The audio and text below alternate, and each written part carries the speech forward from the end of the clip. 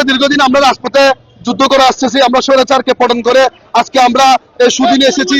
আমরা একটি নির্বাচনের মাধ্যমে আমরা বিএনপি সরকারকে পেয়েছি, কিন্তু বিএনপি সরকার গঠন হওয়ার পরে কালকের দিনে কেন্দ্রীয় সংসদ যে কমিটি ঘোষণা করা হয়েছে, এই কমিটি এমন একটি কমিটি ঘোষণা করেছে যেখানে অপহরণকারী, যিনি ছাত্র দলের নাম ভাঙিয়ে অপহরণ করেছে এবং চাঁদাবাজি করেছে,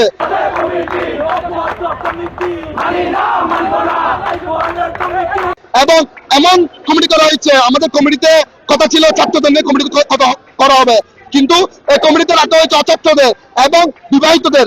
আমরা এমন কমিটি চাই না। এখানে যারা দীর্ঘ শ্রম দিয়েছে, যারা দীর্ঘদিন এই ছাত্রদের জন্য কাজ করেছে, দুঃসময়ে আন্দোলন করেছে, প্রত্যেককে তারা বঞ্চিত করেছে। তারা এমন কমিটি দিয়েছে যে কমিটি কোনো গ্রহণযোগ্যতা রাঙ্গামাটি শহরে নেই। আমরা চাই এই কমিটি সরাসরি বিলুপ্ত করে এবং এটির একটি সুব্যবস্থা করার জন্য 299 আসনের মাননীয় এমপি এবং পার্বত্য বিষয়ক মন্ত্রী জগদীপ দেওয়ানকে এটির একটি সুরাহা করার জন্য এবং ত্যাগীদের মূল্যায়ন করার জন্য ছাত্রদল যাতে ত্যাগীদের জায়গা হয়, ছাত্রদল যাতে ছাত্রদের জায়গা হয়, এটা অবশ্যই আমাদেরকে কথা দিতে হবে এবং এই কমিটি বিলুপ্ত করতে হবে। রাঙ্গামাটি জেলা কমিটি আমরা দেখেছি তারা অতীতে বিভিন্ন অপহরণের সাথে জড়িত ছিল, বিভিন্ন ইয়াবা ব্যবসার সাথে জড়িত ছিল, এমনকি অধিকাংশ তার বিবাহিত। আমরা এই কারণে আমরা আজকে এই বিক্ষোভ মিছিল থেকে স্পষ্ট বলে দিতে চাই, অনতিবিলম্বে এই কমিটি বাতিল করতে হবে। এমনকি তারা রেকমেন্ড করছিল যে রেনবো নেশন কথা, এখানে রেনবো নেশন কথা এখানে কমিটিতে আমরা দেখতে পাই না। শুধুমাত্র একজন পাহাড়িকে দিয়ে কোনো রেনবো নেশন এখানে প্রতিষ্ঠা হওয়ার কথা নয়। সে কারণে আমরা এই কমিটি অনতিবিলম্বে বাতিল চাই, নতুন করে কমিটি দিতে হবে। এমনকি আমি পার্বত্য মন্ত্রীকে দৃষ্টি আকর্ষণ করে বলে দিতে চাই, তিনি অনতিবিলম্বে এই বিষয়ে তিনি তদারকি করবেন, এমনকি নতুন কমিটির ব্যাপারে তিনি সুনির্দিষ্ট আস্থা দিয়ে আমরা মনে করি।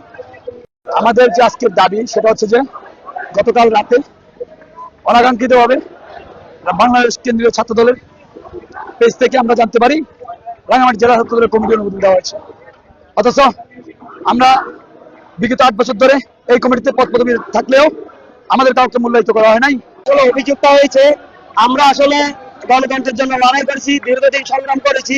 আসলে বিষয়টা হয়েছে আমরা একটা সম্মেলন চেয়েছিলাম দীর্ঘদিন যাবৎ।